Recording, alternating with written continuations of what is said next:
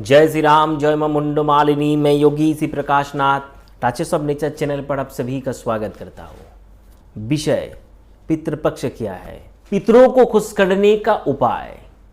क्या ये पितृपक्ष में आप लोग पूजा अनुष्ठान या कोई शांति कर्म कर सकते हैं? सभी प्रश्नों का उत्तर आज के इस वीडियो में क्लियर मिल जाएगा आप लोगों को। कोई विभ्रांति मूलक अनुष्ठान मैं अपने 2 चैनल में आज तक नहीं डाला, आगे भी नहीं डालूंगा। वीडियो को पूरा देखिए, बहुत कुछ नया जानने के लिए और सीखने के लिए मिलेगा। अंधविश्वास से आप लोगों का पर्दा हट जाएगा। आज का कंटेंट अगर आप लोगों को पसंद आए तो वीडियो को लाइक कीजिए, शेयर कीजिए, सब्सक्राइब कीजिए मेरे चैनल को, साथ ही बेल आइकन को दबाकर नोटिफिकेशन बेल को ऑल कीजिए। चलिए कंटेंट शुरू करता हूँ। मेरे व्यूवर्स, पितृपक्ष क्या है, एक छोटा सा उदाहरण आप लोगों को मैं देकर बताना चाहता हूँ। महाभारत कालीन एक छोटा सा घटना, पुराणोक्त, मैंने रचना नहीं किया। आप सब लोग जानते हैं, दानवीर कर्ण मरण के बाद, मरण उपरांत जब स्वर्गलोक में गमन किए तो उनके संगी साथियों को अन्न के साथ जल, नाना रकम मिष्ठान्न, भोजन आदि संपूर्ण चीज दिया जा रहा था। लेकिन महादानवीर कर्ण को हीरे, जेवरात, मानिक, ना बहुमूल्य रत्नादि भोजन करने के लिए दिया जा रहा है। तो कर्ण ने देवराज इंद्र से पूछा, ये प्रभु मुझे ये सब क्यों दिया जा रहा है खाने के लिए? तो देवराज इंद्र मुस्कुराते हुए बोला, जो तुम जीवन में जो दान किए तुमको वही मिलेगा।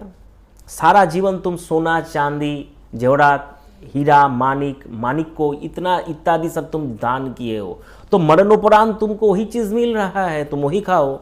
जो तुम दिए हो तो वही तुम खाओ। तो बोल रहा है, जो मुझे तो ये सब पता नहीं था, जो मैं दान करूँगा वही मुझे मिलेगा। ठीक है, मुझे तो ये सब चीज़ के बारे में कोई बताया नहीं। आप तो जानते हैं, तुम अपने पितरों को कभी भी अन्न और जल नहीं चराए।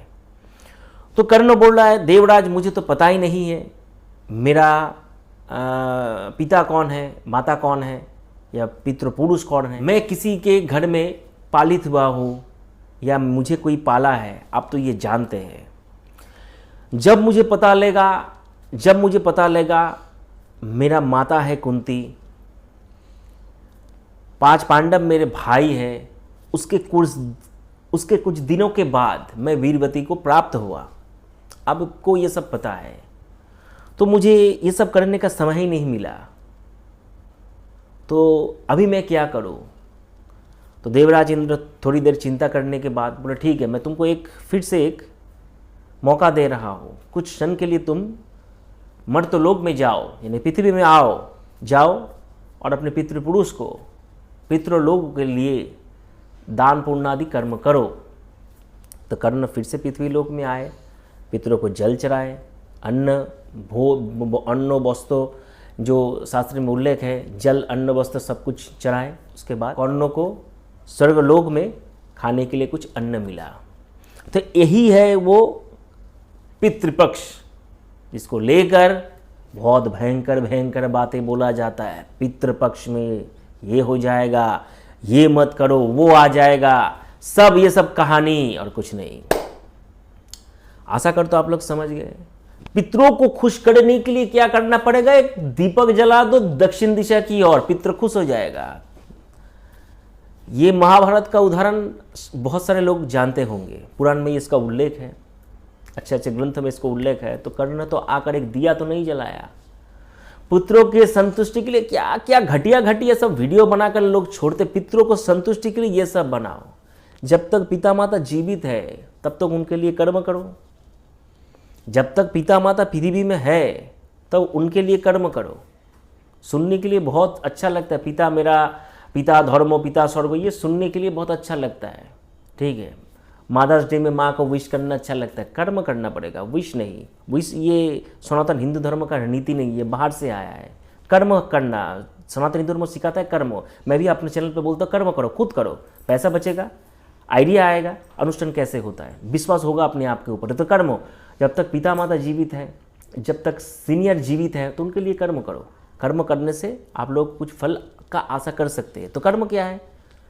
जो भी आप लोगों से बने कर्म करें। दीप जलाने से कुछ नहीं होता है।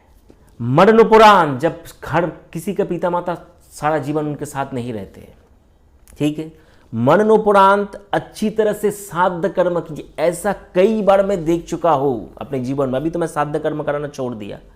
ऐसा कई बार मैं देख चुका हूँ, साध्य कर्म करने से जजमान कंजूसी करता है, बोलता है पंडित जी इसको थोड़ा काट कर दीजिए ना, जहाँ पे 5 किलो चावल लगेगा, बोलिए चाचू ने आपने 2 किलो चावल से चला दीजिए, इतना वस्त्र देने का ज़रूरत नहीं है, आप उसमें से 2-3 वस्त्र को छोड़ दीजिए, जहाँ पे मुझे पंचे का ज़रूरत है पंचे को छोड़ दीजिए, आप धोती से काम चला लीजिए। शास्त्र में उल्लेख है, ये 12-13 थाली सजेगा, जो ये अनुष्ठान है पिंडदान का, ये संपूर्ण अनुष्ठान है, जो ये तो ऐसा फॉर्मेट तो मैंने नहीं बनाया, ये फॉर्मेट तो प्राचीन समय से ये चल के आ रहा है, ये तो फॉर्मेट के ऊपर मैं धारक और बाहक हूँ, मैं लेके चल रहा हूँ, तो फॉर्मेट को बदलने का अधिकार किसी का नहीं है। लेकिन जजमान पैसा बचाने के चक्कर से इस फॉर्मेट को माने नष्ट कर देते हैं। शास्त्र में उल्लेख है, जो अगर चप्पल में देता हूँ, ये बहुत बड़ा चैप्टर है, बहुत बड़ा चैप्टर है, मैं थोड़ा थोड़ा 1-2 विशेष पॉइंट में बता रहा हूँ। अगर पितरों को मैं चप्पल देता हूँ तो कई नरक है, नरक से जो जाते हैं, एक नरक में बहुत ज़्यादा अग्नि का प्रभाव है, ठीक है, बहुत ज़्यादा गर्म है, तो चप्पल देने के कारण में पैर में हीट ना लगे। वस्त्र कंबल देने का क्या, एक नरक ऐसा है जहाँ पे बहुत ज़्यादा सर्दी है, सर्दी ऐसा है इंसान का शरीर का मांस गल के बाहर निकल आता है, ये पुराण में उल्लेख है। तो उस सर्दी से बचने के लिए इंसान को कंबल चढ़ाया जाता है, तो कंबल देने का छतरी भी ऐसा ही है। ऐसा बारिश होता है जिससे इंसान का शरीर का मांस गल जाता है, ऊपर से ऐसा बारिश है, तो छतरी एक उदाहरण स्वरूप ये सब दिया गया है। ये ऐसा ऐसा ये जब चीज़ का काम है। कामधेनु गाय देने का, गाय, ठीक है, गाय देने का क्या कारण है, जो एक बोईतरणी बोलकर एक नदी है, नदी को पार करने के लिए वो गाय का ही पुच्छ पकड़कर वो पार हो सकता है, तो उसलिए गाय देने का एक विधि है। एक विशेष श्राद्ध कर्म होता है, उसको विशेष स्वर्ग श्राद्ध कर्म बोला जाता है। उसमें एक छोटा सा वृक्ष यानी कि बैल दिया जाता है, उसके पीठ के ऊपर त्रिशूल का चिन्ह छोड़कर उसको छोड़ दिया जाता है, तो इसको बोलते हैं विशेष स्वर्ग श्राद्ध कर्म। वो बड़ा कर्म श्राद्ध कर्म है। इंसान छोटा श्राद्ध कर्म नहीं करता, क्या बड़ा श्राद्ध कर्म करेगा? मरने के बाद, चले जाने के बाद शरीर छोड़कर पितरों के लिए अच्छी तरह से श्राद्ध कर्म कीजिए, उसमें कंजूसी ना करे। ये गया पार्ट 2। पार्ट 1 जब तक जीवित है अच्छी तरह से उनका देखभाल कीजिए, आप लोगों का आशीर्वाद ऑटोमेटिक मिल जाएगा। श्राद्ध कर्म के समय पिता का 7 पुरुष, माता का 7 पुरुष का नाम का जरूरत है। वर्तमान समय में आधा लोगों को 7 पुरुष का नाम ही पता नहीं है। 7 पुरुष का नाम ही पता, लेकिन गया में आएंगे तो आप लोगों का चार्ट पूछेगा, ये क्या है, ये क्या है, चार्ट पूछेगा, तो आप लोग आधा लोगों को चार्ट ही नाम ही पता नहीं तो क्या होगा। आधा लोगों को तो गोत्र ही पता नहीं, तो क्या ये लोग कर्म करेंगे। तो ये है सिस्टम। पार्ट 1 जीवित है तो अच्छी तरह से कर्म कीजिए, चले जाने के बाद उनका श्राद्ध कर्म अच्छी तरह से, अच्छा पंडित को बुलाकर अपने घर में श्राद्ध कर्म कीजिए। इससे अपने पितरों को, सिर्फ पिता माता ही नहीं, अपने पिता माता नहीं, उसके आगे का जो पुरुष चला गया है, आगे का मातृकुल, आगे का पितृकुल भी आप लोगों का आशीर्वाद 2 हाथ उठाकर ऐसे आशीर्वाद देगा। शास्त्र में 3 ऋण है, एक है देव का ऋण, एक है ऋषि ऋण, एक है पितृ का ऋण। ये 3 ऋण है। ये चैप्टर में बोला, चैप्टर बहुत बड़ा है। इससे आगे भी अगर ये नरक के बारे में आप लोगों को जानना है तो कमेंट करके बताइए।